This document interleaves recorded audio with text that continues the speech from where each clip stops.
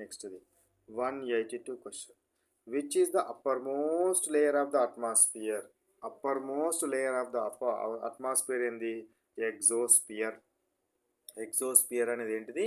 Atmosphere యొక్క upper layer అంటే పైన ఉండే పొర. 183. Which layer do we have very limited knowledge about? అంటే మానవులకు తక్కువ సమాచారం ఉన్న పొర ఏది? ఏంటిది? ఎగ్జోస్పియర్. ఎగ్జోస్పియర్ చాలా ఎత్తులో ఉండడం వల్ల దీని గురించి పరిమిత సమాచారం మాత్రమే శాస్త్రవేత్తల వద్ద ఉన్నది. Exosphere. 184th question. What is the difference between weather and climate?